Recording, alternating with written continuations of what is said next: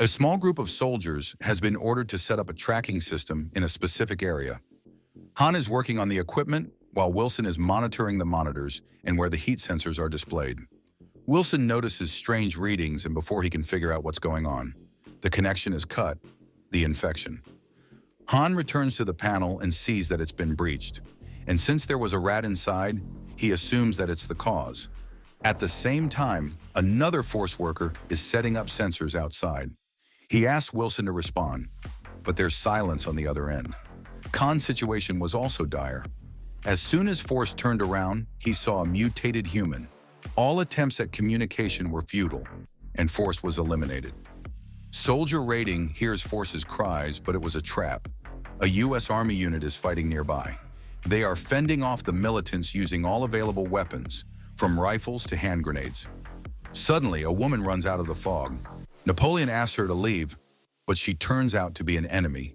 The entire squad would have died if it hadn't been a training exercise. Jeffrey counts off the squad due to their incompetence. You all messed up and technically died. He informs them that they have been assigned the task of transporting equipment to Sector 13.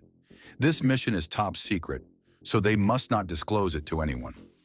On their way to Sector 13, a couple of soldiers discuss Sector 13.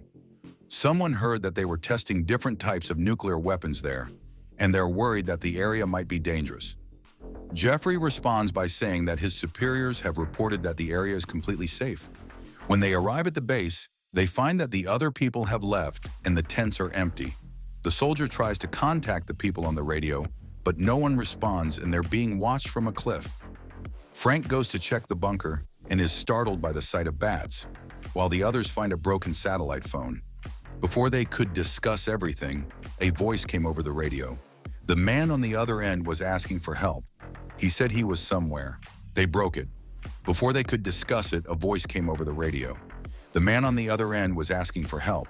According to him, he was somewhere up above, and the mirror was being spat out from the top. Jeffrey wanted to help the man, but Napoleon believed that they should not disobey orders. Since Jeffrey was in charge, he punished Napoleon by making him stand next to the toilet.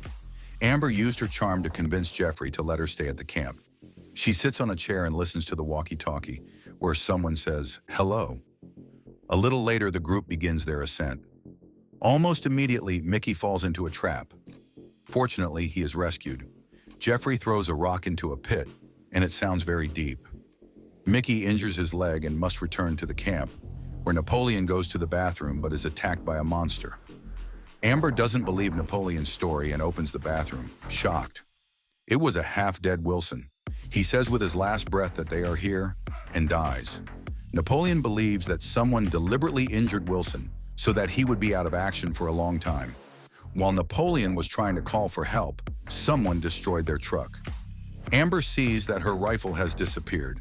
She comes up with the brilliant idea of going in search of another squad, which was a big mistake. A fight breaks out. Amber fights back with a rock, dodging all the attacks along the way.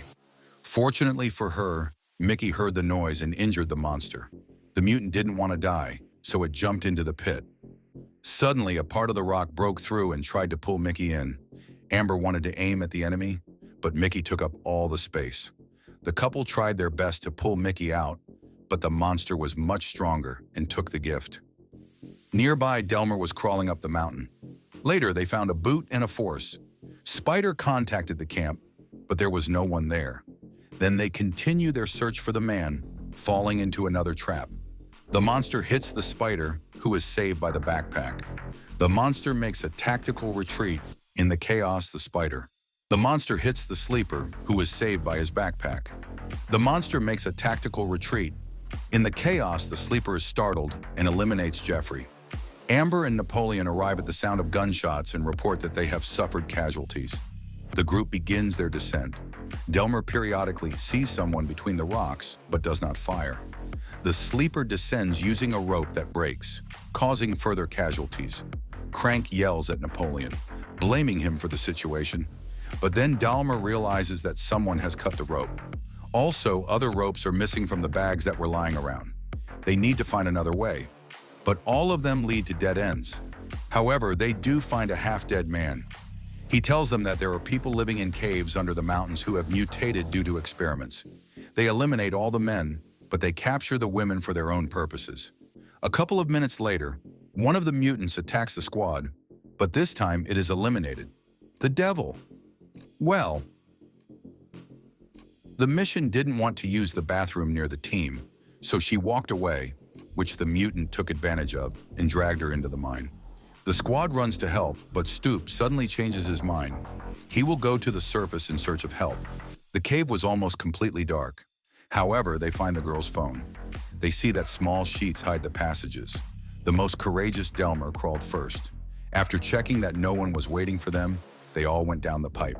Staps realized that his decision to stay alone was a mistake.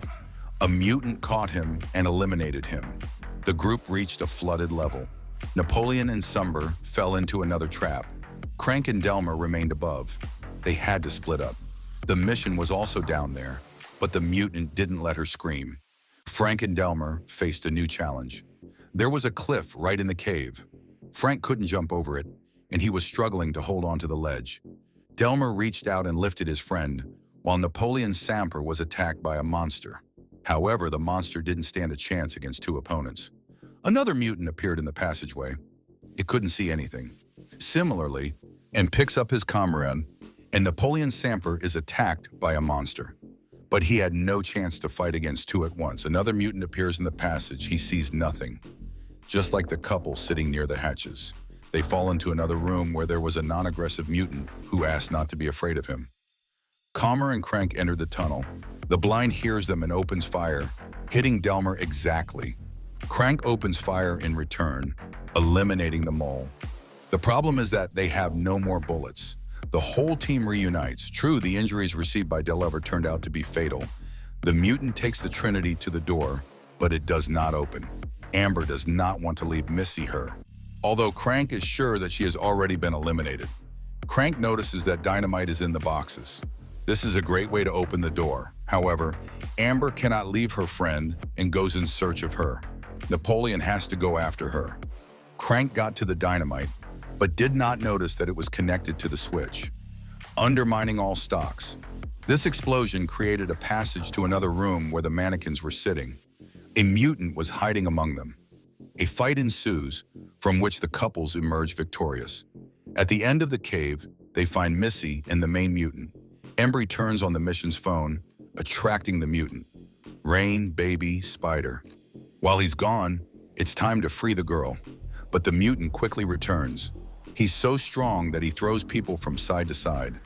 Amber loads the last bullet, aiming directly at the head, but even that doesn't eliminate him.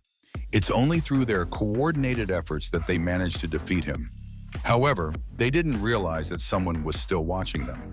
The disappearance of the National Guard cadets and their sergeant remains unexplained. Formally, they were declared missing in action. This is where the movie comes to an end. Well, we will be happy with your like. We will return very soon. Bye.